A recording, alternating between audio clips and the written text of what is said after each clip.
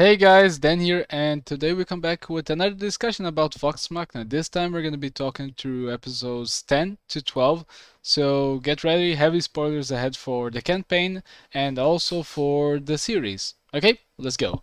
So, episode 10 took right off where we left last time. We got to meet Dr. Ripley, which is an important NPC for Percy's backstory. We see the dynamic of the group in the discussion, especially considering their alignments coming into play, when most times it was a little more subtle. But this time I could see more of the alignments that they have, like Keela saying she's unarmed, we cannot do this, showing that she's a neutral good, I believe, and Percy being chaotic good and being possessed by the demon that's in his gun, not wanting to know anything, he just wants to kill her. The group discuss and eventually they convince Percy that for now it's more important to let her alive. And a lot of changes came to these episodes to make it a lot more cinematic and to make it a lot more epic. For example, the acid trap, it was not as it was on the game, but it was way more dramatic and way more fun.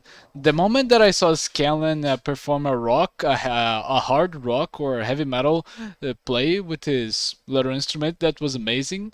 Also seeing Rock jump bare naked into the acid to try to help the group and to get the acid to go away by opening the passage, it was just amazing. That was golden writing. I really liked that.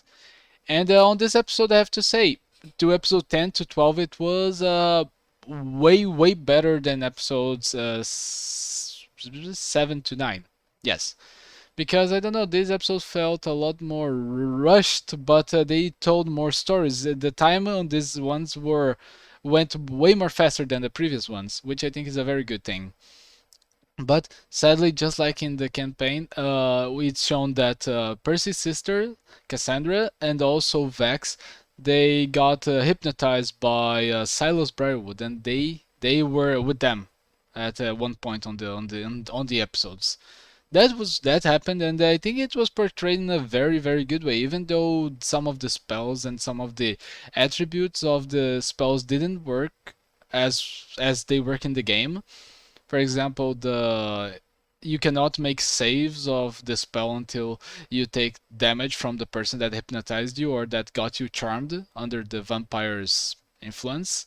But they actually gave them chances throughout the episodes to get free just by maybe talking to the other players or the Vox Machina characters, and that was really good. It added a lot to the story, and way more we saw what it was something that we only see way ahead on the series. But I think they are rushing because of the lack of time that they have with these short episodes, which is the Whispered One, which we all know that is Vecna, and we all know for now that.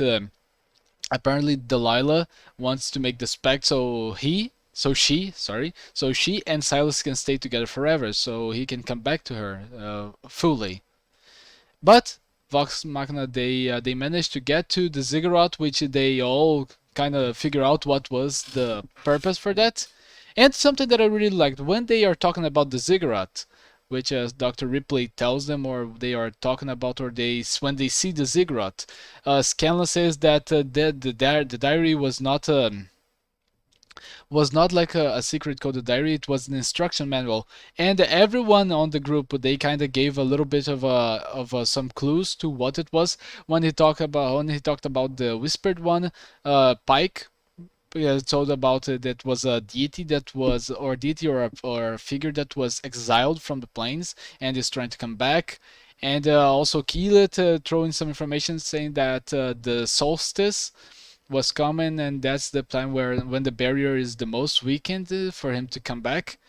But in the end, after an amazing battle and character development for many of them, we saw that the barrier was not broken. The Whisper One could not come back, sadly. Sadly. Hmm, he could not come back. Or Delilah, of course. And the Vox Machina, they came out victorious. But as they were leaving, the Percy's gun, Spirit Demon, it started to act, and with that, he wanted to kill Delilah, especially because during the battle or before the battle, Ripley managed to get away. And that's a really nice change of the story to just to fit everyone there and to put a lot more of Ripley's character. So for the future episodes in the future seasons, because she almost didn't say anything when she was first introduced. She was there for a very short time. The chronology of events was changed to fit the story narrative on the series. But I kind of liked her. I liked her character. It was way more developed here. Also, we see that she was trying to build her own pistol, but she failed apparently. And as it continues, as they are coming back, they're going away, as they captured Delilah. Strangely, the ziggurat was also active, and Keelet was very, very hurt. She was on the verge of dying, and they discovered that the ziggurat area is now on an anti-magic field. They decide to leave there to try to heal Keyleth, which they ended up succeeding and save Keyleth's life. But the demon on Percy's gun start to possess him to kill Delilah. The group tries to intervene, but in the end they have to fight Percy, which is being possessed strongly, more than ever now, by the demon. They fight him and eventually they manage to save Percy. Delilah is killed by Cassandra in the final moments of this whole discussion, and of course one of the best moments in the entire game on the live streams. Scallum throws the weapon on the pit of acid, and it destroys and it kind of corrodes the demon away from his bond to Percy. And that's something that it was very natural and it was very much added by narrative. The whole combat that didn't happen on the game table, it was just Callan being a 900 IQ genius as he is and throwing the gun there. But I think it was very well added.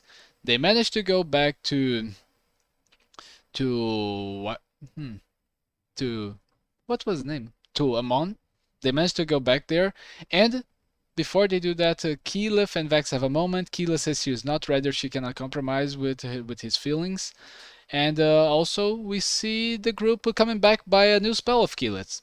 That is Travel by Trees. I don't remember the name, but that was one thing that she got when she leveled up, and that is really cool. Some spells that they will be getting here and there with the passage of time, just to show that they're getting stronger and giving us the D&D fans a feeling that they are leveling up. That's really cool. And by the end, Jared returns. He invites them to go to the castle, to the Top Claw district, and there we get an announcement from Uriel that he will be leaving the post of King, Emperor, and that he will be passing the command to the Tal'Dari Council. But as all of that was happening, they see strange figures in the distance, dragons coming, and Vex's sense starts to tingle. It starts tingling, and we are shown the first images of the Chroma Conclave, which is of course it was alluded on the first three episodes, and we saw actually one of them. It was one of the eyes on the stones that after they saw Vox Machina, it destroyed itself. But I am very much excited. Yesterday night, I was rewatching the trailers, waiting for the episodes, and when I saw Gilmore with using magic to kind of extend his clothing here to make it him more fabulous, I thought, wait, that's not that didn't happen yet, and that seemed to be in a party. Oh no, yes, they were going to put the party, this interaction, this gathering about the celebration, and of course they would put the Chroma Conclave to show up and to give a hook to the next season. And I think it was really well done. It was a lot more rushed, so they could put the Briarwood's arc on a priority. But I think the result was very, very good. I think these last episodes were a 4 out of a 5, and I think they were the second best three episodes out of the four trios. I think the best one yet is the first three episodes. The second best is the last three episodes, and it's a tie between the second trio and the third trio of episodes. But I really like the episodes. In the end, I think Vox Machina is has a great promise to all of the DFD fans and new fans that will come to the hobby when they watched it. And I really would like to know your opinion about what you think of the Legend of Vox Machina as a whole. please leave it down in the comments, and be sure to give a like and subscribe to the videos if you like these reviews. And even more, ring the bell to never miss a video again, and be sure to leave a recommendation to what I should discuss or what I should react next. Sorry, English, you know. And with that, I thank you guys so much for coming to every video, and I hope that you guys are having a good day. And with that, good day. Bye.